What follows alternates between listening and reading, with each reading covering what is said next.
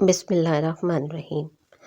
آج آپ کے ساتھ میں شب برات کا خاص وظیفہ شیئر کرتی ہوں کہ اگر آپ کی کوئی ایسی حاجت ہے جو آپ کی بے حد کوشش کے باوجود پوری نہ ہو رہی ہو تو شب برات میں یہ وظیفہ صرف ایک رات ہی کر لیں، انشاءاللہ تعالیٰ آپ کی حاجت پوری ہونے کے لیے غیب سے اسباب پیدا ہونا شروع ہو جائیں گے۔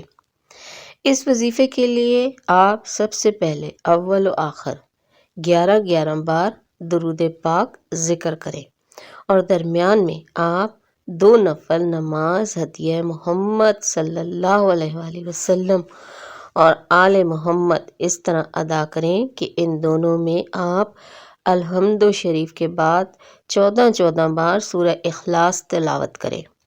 یہ 2 نفل ادا کرنے کے بعد آپ 1 بار سورہ مزمل اور 300 بار درود ابراہیمی محبت سے ورد کریں۔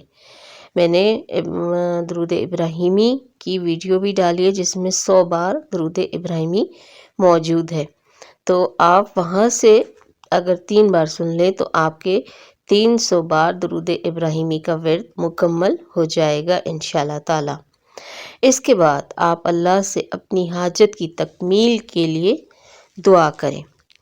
یہ عمل مکمل ہونے کے بعد اگر ہو سکے تو روزہ ضرور رکھیں، اور ویسے بھی شب برات جب ہوتی ہے تو اگلے دن 15 شعبان کا دن ہوتا ہے جس کے روزے کی انتہا فضیلت ہے، اور روزے کی حالت میں بھی آپ کثرت سے درود ابراہیمی کا ورد کرتے رہیں۔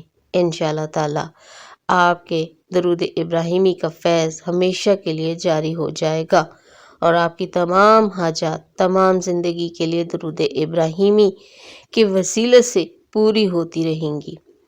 اس کے علاوہ حاجات حاصل کرنے کا دوسرا عمل یہ ہے کہ آپ شب برات میں درود ابراہیمی کو عربی میں پاک سیاہی سے تحریر کر کے اپنے گھر میں ضرور رکھ لیں۔ انشاءاللہ تعالی تمام زندگی حاجات غیب سے پوری ہوتی رہیں گی۔ نقشِ درود ابراہیمی بھی میں آپ کے ساتھ شیئر کر رہی ہوں، تو اگر اس طرح سے ہو سکے تو اس طرح سے کر لیجئے، نہیں تو سادہ بھی آپ درود پاک لکھ سکتے ہیں۔ سب سے زیادہ یہ شعبان کے مہینے میں نفل نماز اور درود ابراہیمی آپ کی حاجات کا مشکل تمام پریشانیوں کے لیے انشاءاللہ تعالی کافی ہو جائیں گے۔ جزاک اللہ خیرہ۔